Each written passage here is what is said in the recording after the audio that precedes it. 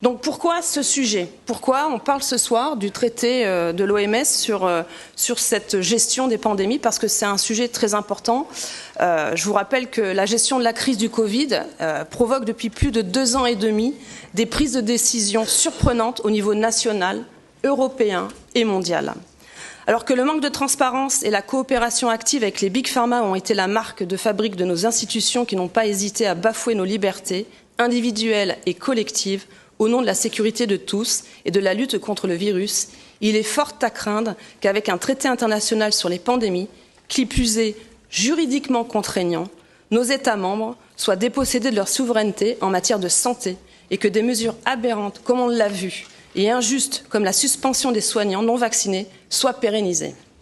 Durant toute l'année écoulée, la commission Covid, dans laquelle nous siégeons avec les députés ici présents, vous avez aussi Christine Anderson qui est là et qui nous fait l'honneur de nous faire sa présence, s'est réunie. Les éléments qui resteront dans les esprits sont aussi le refus répété des principaux acteurs de réponse à nos invitations. Monsieur Bourla, mais aussi le président de l'OMS, qui s'appelle Tedros Adhanom Ghebreyesus, et qui a fait partie de ceux qui ont donc refusé de venir à ces auditions pour répondre à nos questions. La commission Covid n'a pas été en mesure de la convoquer. Et c'est important parce qu'il faut souligner qu'à ce jour, on est toujours, depuis le 11 janvier 2020, en phase de pandémie. Toutes les pandémies qui ont eu lieu jusqu'alors sont des campagnes médiatiques de peur. Les mêmes quasi-scientifiques, et ceux avec le grand soutien des médias mainstream, ont prévu des dizaines de millions de morts. Or, la véritable mortalité s'est mesurée en milliers. Et les gens ont bien rapidement cessé d'avoir peur. Les pandémies, elles aussi, se sont rapidement arrêtées. L'Organisation mondiale de la santé, qui est le principal promoteur de cette pandémie, comme de toutes les précédentes, a appris beaucoup de ses précédentes erreurs.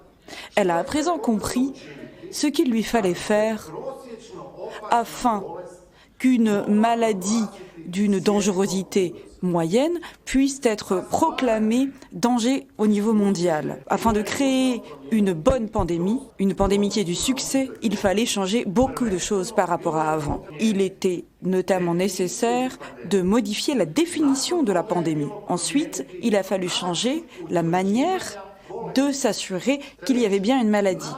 Troisièmement, la manière de s'assurer de la mortalité, du niveau de mortalité. Il était nécessaire d'annoncer et de proclamer des symptômes très courants, donc notamment renifler, tousser. Ce sont des symptômes qui peuvent s'appliquer aux maladies les plus bénignes et soudain c'était des symptômes de maladies extrêmement graves. Enfin, et le plus important, il était très important de supprimer toute forme de dialogue et d'interdire tout accès aux réseaux sociaux et aux médias des personnes qui avaient un avis autre. Vous, quand vous suiviez différents, par exemple, journaux télévisés, différents journaux dans le monde entier, eh bien, on avait les mêmes phrases, du copier-coller. Qu'est-ce qui nous a sauvés au cours des précédentes pandémies? Chaque pays, dans son propre législation sur la santé, avait une disposition qui précisait qu'en cas de mort par maladie contagieuse, il était indispensable de procéder à une autopsie. Or, là, tous les États membres ont supprimé cette obligation de recourir aux autopsies. En Croatie, une seule autopsie a eu lieu. Et c'est la première fois que cela arrive dans l'histoire. Autre point, il était important de changer la définition de la pandémie et finalement d'en supprimer le concept de la mortalité. Auparavant, il était nécessaire d'avoir une mortalité extrêmement élevée pour qu'une maladie soit qualifiée de pandémie. Maintenant, non, ce n'est plus nécessaire. Et puis, la manière de préciser de quelle manière, donc l'origine de la mort. Et pour cela, on a besoin d'une autopsie. Chaque être humain, à chaque moment, porte en son corps plusieurs centaines, voire plusieurs milliers de virus. Est-ce que la présence d'un virus dans votre corps signifie la mortalité nécessairement? Non. Mais ici, là, on a eu des cas où des gens qui sont morts d'un accident de voiture, étant donné qu'ils étaient porteurs du virus du Covid, ont littéralement été enregistrés comme victimes du Covid. Et puis, d'autre part, le plus important, c'était de semer la peur, de faire peur aux gens. Le Covid est une maladie. Voilà, si vous avez un peu de température, si vous toussez, si vous reniflez, eh bien, ceux qui sont des symptômes très courants, vous devez en avoir peur. Donc, on a fait peur aux gens.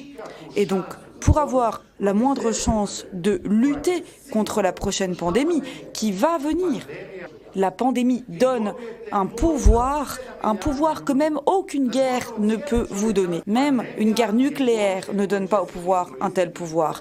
Donc la pandémie est un outil de pouvoir qui sera utilisé à nouveau. Et chacun d'entre nous doit se battre, s'engager dans son propre pays pour faire en sorte que nous ne permettions plus jamais une telle ingérence, notamment de l'OMS, qui est un promoteur prouvé du concept des pandémies. Donc grippe aviaire, grippe porcine, SARS.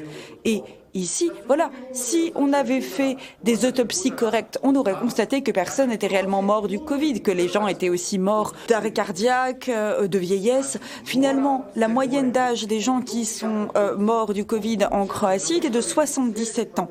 Nul doute que les oligarchies sont à la baguette, nous le répétons, ne nous laissons pas distraire à trop focaliser sur des urgences respectives comme le 49.3 et les retraites, ceci sert la diversion, il prépare la suite, la santé est un business lucratif comme le climat.